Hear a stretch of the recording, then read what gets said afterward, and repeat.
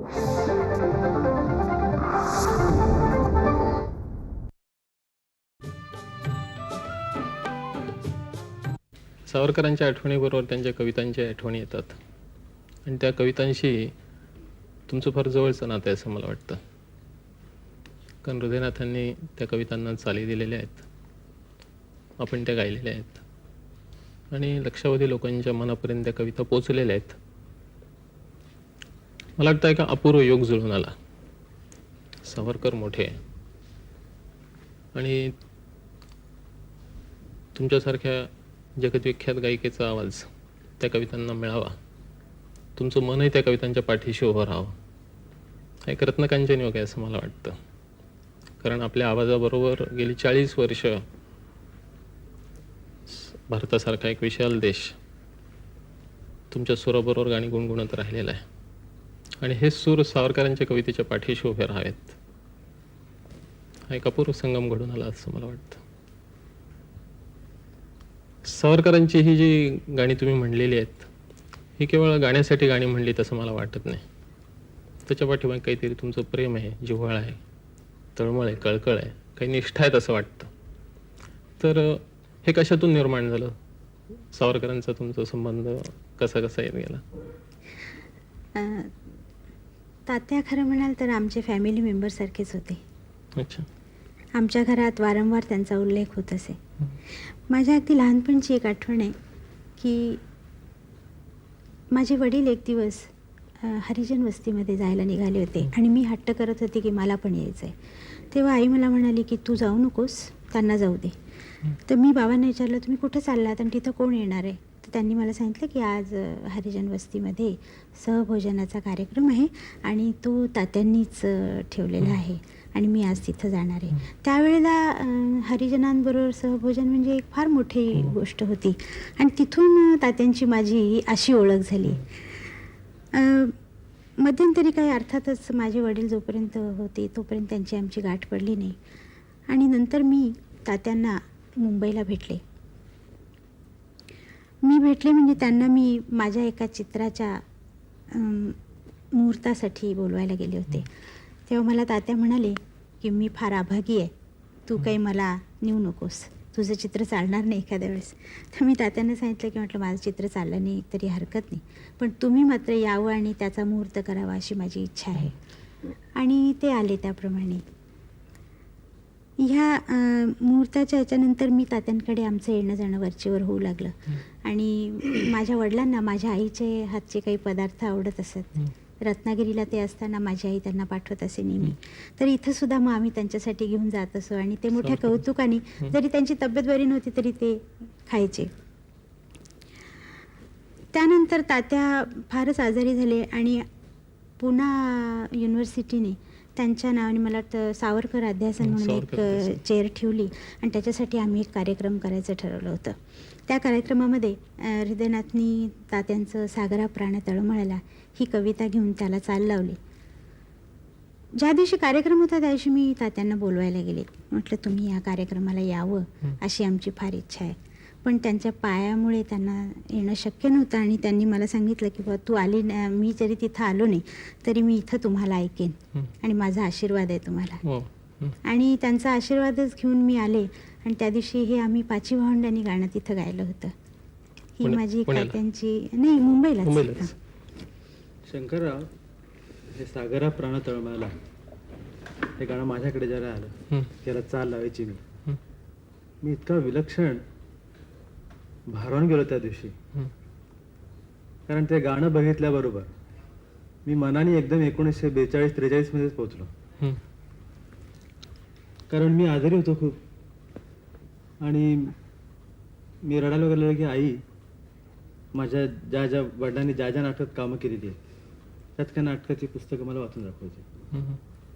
ते संन्यासचं खडग अनेक वेळा आईनी वाचलं आणि मी ऐकलं ते. तर त्यावेळीही सख्यासी मांडिले मी युद्ध रुसणी आता गे. अच्छा. सावरकरी बाणा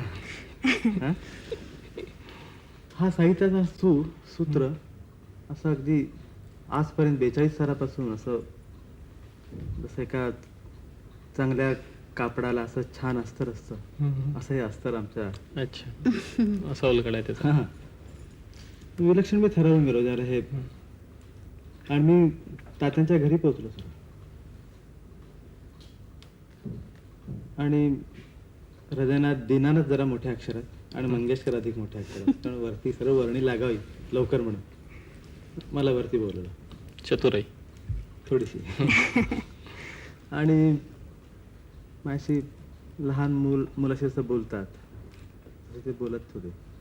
मी आपलं त्यांच्याकडे भारावून बघत होतो नुसतं. नंतर म्हटलं की मला स्वाक्षरी हवी. पेन दिला काढून मी.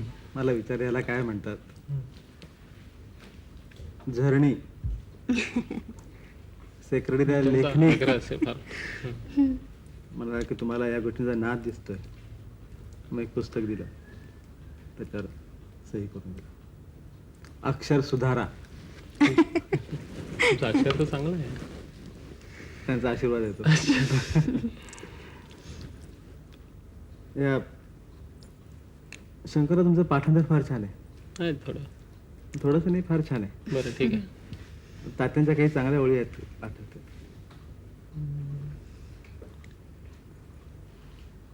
आठवते एक कविता त्यांच्या विरोध श्वास मधली आहे. विरोध श्वास मध्ये बरीच प्रेमगीतं आलेली आहेत आणि त्याला एक देशभक्तीचा धागा जोडलेला आहे. त्यातलं जे ध्येय आहे ते एखाद्या कडक डोंबाऱ्यासारखं डोळ्यासमोर येऊन उभं राहतं आणि त्या देशभक्ताला आज्ञा करतं की तलवारीवरून चालायचं पण अश्रू गळू द्यायचा नाही. कवितेचे शब्द असे आहेत. तरवारीची धार उग्र वय कवळे. वा. तरवारीची धार उग्र वय कवळे, शिवले न यौवना शिवले. ये अधांतरी भवळ, कंठही सुकला. वा. तोलीत प्रतिपदी तोला. करी पेला हा आसवात भरभरला, बिंदून पाहिजे गळला.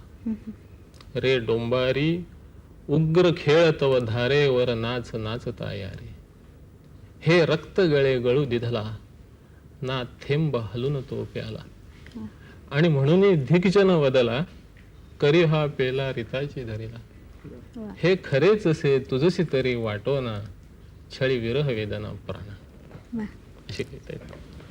शंकरराव, मला एक विचारायचं होतं की सागरा प्राण तळमळा या गाण्याला ज्यावेळेला हृदयनाथनी चाल लावली त्यावेळेला बऱ्याचशा लोकांनी मला असं म्हटलं की मी ही चाल त्या मूडला जमत नाही म्हणून. तुम्हाला असंच वाटतं का? मी प्रारंभी होतो त्याही मताचा मी होतो. मला एक क्षणभर तसं वाटलं आणि त्याचं मी कारण सांगतो की ती अक्रूर जातीमधली चाल आहे किंवा बा निजगडे निजगडे लढीवाळा या ज्या कविता आहेत त्या प्रकारची ती आहे. आणि अशा ज्या चाली मनात बसलेल्या असतात पारंपरिक, त्याच्यापेक्षा काहीतरी वेगळं आलं ना की लोकांना ते पहिल्यांदा रुचणं असं होतं. पण आता सागरात ही चाल लोकांच्या मनात अशी भिनलेली आहे की आता यानंतर जर दुसरी चाल कोणी बसवली तर लोक पुन्हा तीच करतात. मला या तुमच्यावरून एक तात्यांची आठवण आली की संन्यास खडगा नाटकावर जी टीका झाली त्याच्याबद्दल त्यांना कोल्हट करताना प्रश्न करायला गेले. म्हणजे मी माझ्या वडिलांच्या कंपनीच्या वेळची गोष्ट सांगतो आणि त्यांनी त्यानंतर दाखवली टीका. तर ते म्हणाले की रोजच दूध भात खात आहेत, एक दिवस जरा तिखट रस्सा पण खाऊ दे की. अच्छा. तर चालीचा जो मूड आहे तो बदलताना तात्यांचं ते सूत्र माडोळ्यापुढे होतं. हे सागराबद्दल मला तुम्हाला एक प्रश्न करायचा आहे. हे काव्य असं 3 व्यक्तींचं आहे का? 3 व्यक्ती आहेतच त्याच्यात, तो मुख्यच भाग. म्हणजे एक आई, एक मुलगा. सागराची भूमिका काय? सागर हा तिथला खलनायकच आहे.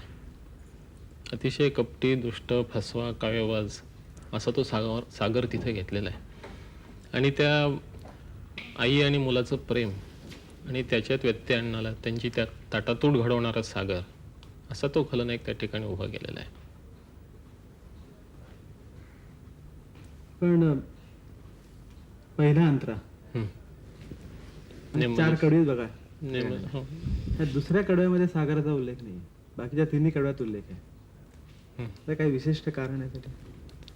खरंच आहे, सागर हा त्या चालीमधून सगळ्या कवितेत त्याचं आंदोलन चालूच आहे असं मला वाटतं. ती चालच अशी आहे की त्या आंदोलनाबरोबर तो सागर येतो.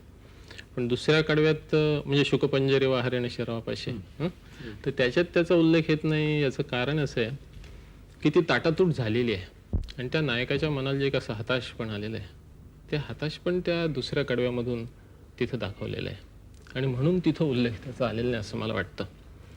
दशदिशा तमोमय होती असे शब्द त्या ठिकाणी येतात आणि तमोमय झाल्यानंतर तो असा त्या खंतीत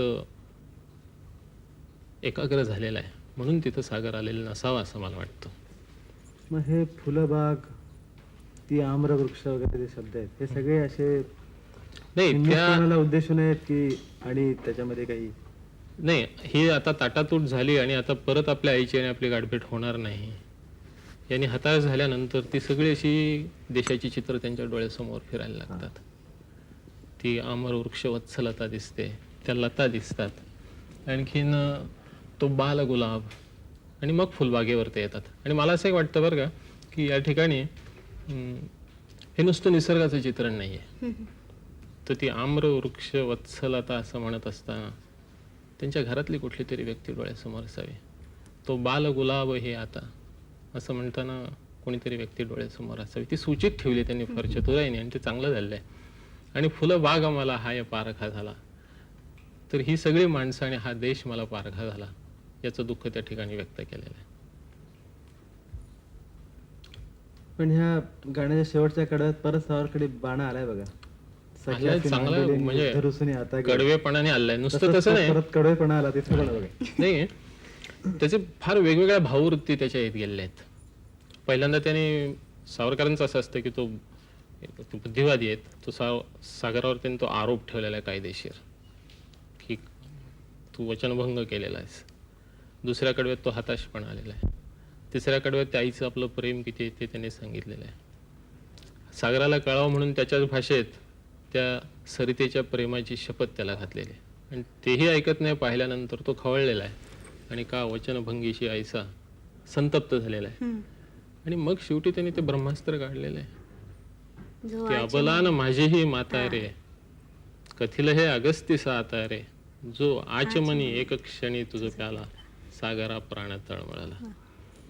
आता कवितेविषयी मी बोललो तर माझं असं म्हणणं आहे की आपण ही कविता आता आम्हाला ऐकवावी आणि साधी नाही, अगदी वाद्यवृंदासहित.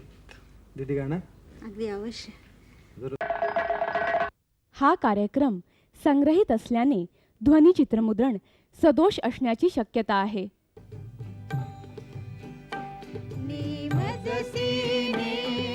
परत मातृभूमीला सागरा प्राण तळमळला, तळमळला सागरा. निमजसीने परत मातृभूमीला सागरा प्राण तळमळला, तळमळला सागरा. निमजसीने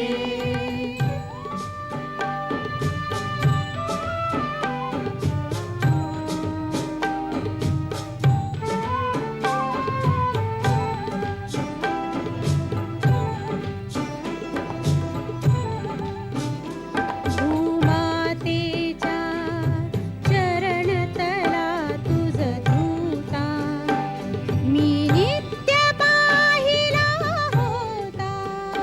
मज बदलासी अन्य देशी चल जाऊ, सृष्टीची विविधता पाहू. ऐ जननी हृद विरह शंकितही झाले, परी तुवा वचन तिज दिधले. मार्गज्ञ स्वये मीच पृष्ठीवाहीन, त्वरितया परताडीन. विश्वसलो या तव वचनी मी, जगदनुभव योगे बनुनी मी. तव अधिक शाक्त उद्धरणी मी. येईन त्वरे कथून सोड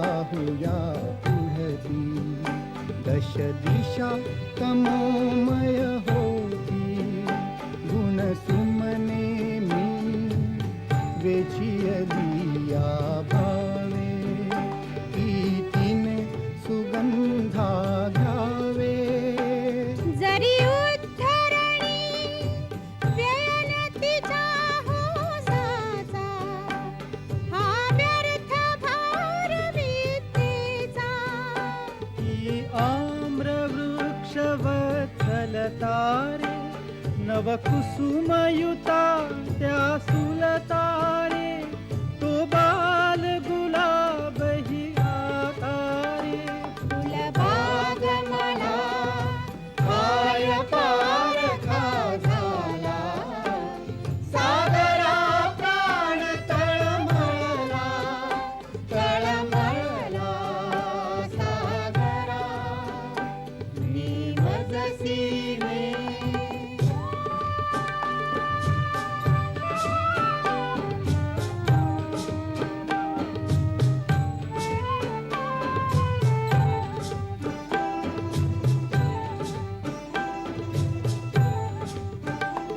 नभी नक्षत्रे बहुत एक परी प्यारा मज भरत भूमीचा तारा प्रासाद इथे भव्य परी मजधारी आईची झोपडी प्यारी तिज वीण नको राज्य मज प्रिय साचा वनवास तिचा तरी वनीचा फुलविणी व्यर्थ हे आतारे बहुजीव गमते चित्तारे तुझ सरित्पते जी सरितारे तद्विरहाची शपथ घालितो तुझला सागरा प्राण तळमळला तळमळला सागरा मी मजसीने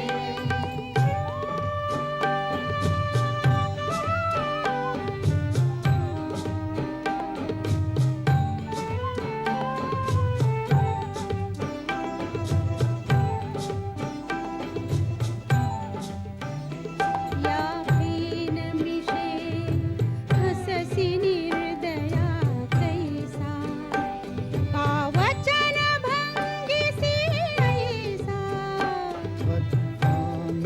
त्वा सांप्रत जीविते युनिका आंग्ल भूमीते मन्मातेला अबल म्हणून फसवीसी मज विवास नव्हती देशी तरी आंग्ल भूमी भय भीतारे अबलान माझी ही मातारे कथिल हे अगस्तीस आतारे जो आचमनी एक क्षणी तुझ प्याला सागरा प्राण तळमळला तळमळला सागरा मी मजसीने परत मातृभूमीला सागरा प्राण तळमळला तळमळला सागरा सागरा सागरा सागरा कसं वाटलं गाणं? वा, छान आवडलं गाणं. तरी मीना उषा आज नव्हत्या, नाही तर आणि चांगलं झालं असतं मला म्हणजे त्या सागरांच्या लहरीत आणखीन भर पडली असती. वाटतं. शंकरराव, मला असं विचारायचं होतं की केशवसूत, तांबे किंवा बालकवी यांच्या कविता महाराष्ट्रात घरोघर गायल्या जातात, तरीसुद्धा तात्यांना महाकवी का म्हटले गेले? खरं आपापल्या परीने हे सगळेच कवी मोठे आहेत आणि तात्यांच्या कविता काही गायल्या जात नाही असं नाही, आपण गायल्या पण महाकवी म्हटलं जातं याचं कारण असं आहे की मला असं वाटतं महाकवीसाठी लागणारी जी प्रज्ञा, प्रतिभा, कल्पकता, व्यासंग आणि जी एक जीवनाविषयीची दृष्टी असावी लागते ती तात्यांच्या ठिकाणी ती त्यांच्या सगळ्या काव्यातून, साहित्यातून आपल्याला दिसत राहते. आणि दुसरं असं की महाकाव्यातला जो महाशब्द आहे तो महत्त्वाचाच. एखादी राष्ट्राच्या जीवनामधली एखादी महान घटना, मोठी घटना ही त्याच्या पाठीशी उभी राहावीच लागते. आणि सावरकरांनी राष्ट्रजीवनातल्या अशा काही घटना हेरल्या. शिवाजीराजांच्या कालापासून पेशवाईपर्यंत एका तोमयुगातून भारताचा जो अभ्युदय झालेला आहे त्या कालखंडावर त्यांनी आपली दृष्टी खेळवली. आणि त्याच वेळेला त्यांनी काही खंडकाव्ये लिहिली त्या संबंधीची. कमला, गोमांतक, हां. वीरोच्छ्वास, महासागर अशी 4 काव्य आहेत त्यांची. आणि तात्यांच्या डोळ्यासमोर असं एक स्वप्न होतं की आज ना उद्या आपण ही सगळी काव्य एकत्र जोडू आणि त्याच्यातून एक विशाल काव्य उभं करू. या 4 काव्यांमध्ये असं एक सूत्र आहे. सूत्र जरूर आहे. आहे. पण तुम्हाला असं वाटतं का की तात्यांच्या कवितेवर रामदासांची खूप छाप आहे? जरूर आहे, म्हणजे का नाही. म्हणजे मी तर उलट असं म्हणेन की आधुनिक कवितेमध्ये सावरकर त्या परंपरेत कुठं बसत नाहीत. त्यांचं नातं जुळतं ते अभिजात संस्कृत काव्याशी नाहीतर रामदासांच्या काव्याशी. म्हणजे ते विचार, ती मनोवृत्ती, ती धारणा ते सगळं एक आहे. ते व्यवहार विज्ञान, चातुर्य, धार्ष्ट्य, राजकारण, विवेक, बुद्धी ते सगळं एक सूत्र, एक परंपरा असं मला वाटत राहतं. आणि त्या रामदासी विचारसरणीचा त्यांच्यावर फार गाढ परिणाम झालेला आहे, काही शंका नाही. मला तुझ्या सूत्रावर एक शब्द, त्या शब्दावर एक कल्पना सुचते किंवा परंपरा या शब्दावर. भगवान श्रीकृष्ण, शिवाजी महाराज आणि सावरकर या तिघांमध्ये एक असं मला नेहमी एक धागा दिसतो. आहेच जो आहेच. कर्मयोग हे तिघे असे कर्मयोगाकडे वळलेले असे 3 महापुरुष मला नेहमी वाटतात. आहेतच. असं एक बारीक असं सूत्र, एक परंपरा आहे तिघांमध्ये मला अशी नेहमी वाटते. आणि तुम्हाला असंही दिसेल की श्रीकृष्ण आणि शिवाजी यांचे संदर्भ सावरकरांच्या कवितेमध्ये सारखे येताना दिसतात. ही एक परंपरा आहेच, यात काही शंका नाही. दुसरं एक असं सांगता येईल की सावरकरांच्या सगळ्या कवितांचा जर बारकाईने विचार केला तर 2 शब्दात त्यातलं एक संघर्ष बीज सांगता येतं बरं का. ते म्हणजे बद्धता आणि मुक्ती. यांच्यावरती कविता अधिष्ठित आहे. आणि बद्धता म्हणजे पारतंत्र्यामुळे येणारी बद्धता. त्याच्यातून त्या बद्धतेच्या कल्पनेमधून त्यांच्या उपमा, परीक्षा, प्रतिमा तयार झालेल्या दिसतात. शुकपंजरी वा. बरोबर हरिण शिरावापाशी. तर आणि त्या बद्धतेतून सुटायचं कसं, तर तिथं संग्राम करावा लागतो. मग तो अगस्तीचा धाक दाखवावा लागतो. तो सावरकर दाखवतात बरोबर. तर त्याखेरीज अभ्युदय नाही. आणि सावरकरांना बरोबर हेच त्या शिवाजीराजांच्या जीवनामध्ये सापडलेलं आहे. त्याची कल्पना मला वाटतं अशी म्हणजे त्या पाठीमागचं की हा एवढा महान देश, एवढी मोठी संस्कृती, पण एक जवळजवळ 1800 वर्ष तमयुगात गेल्यासारखी. आणि या अनेक आक्रमणं झाली, घाले घातले गेले. तर एवढ्या मोठ्या महान संस्कृतीकडून त्याला जबाब कसा नाही. आणि तो जबाब नैसर्गिकपणे यायला पाहिजे होता आणि तो उसळून शिवाजीच्या रूपाने आला. वा. आणि म्हणून सावरकरांना शिवाजीविषयी जे एकदम प्रेम वाटतं की या संस्कृतीने निर्माण केलेला आहे हे हिंदू राष्ट्र संभूत दीप्त तम तेजा. वा. तर म्हणून सावरकरांच्या जीवनामध्ये शिवाजी हे दैवतच झालेले आहे. शंकरराव, आपण जे रेकॉर्ड केलेलं आहे ना या महाराजांच्या राज्याभिषेकासाठी, मी त्यातलं एक गीत वा वा वा, ते छान. हे? तुझा ऑर्केस्ट्रा तयार आहे ना? एकदम.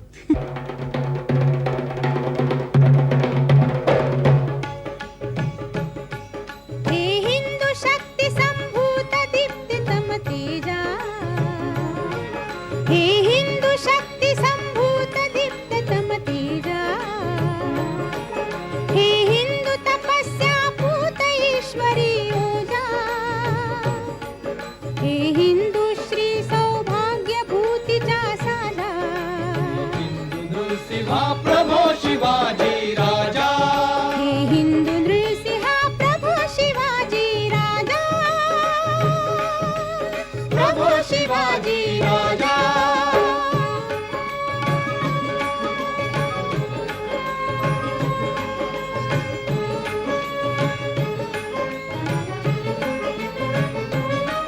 तरी हिंदू राष्ट्र हे तू ते वंदना तरी अंतःकरणज तुझा अभिनंदना तव चरणी भक्तीच्या चर्ची चंदना गूढाशा पुरवी ज्ञान कथू शकतो जा हिंदू नृसिंहा प्रभो शिवाजी राजा हे हिंदू नृसिंहा प्रभू शिवाजी राजा प्रभो शिवाजी राजा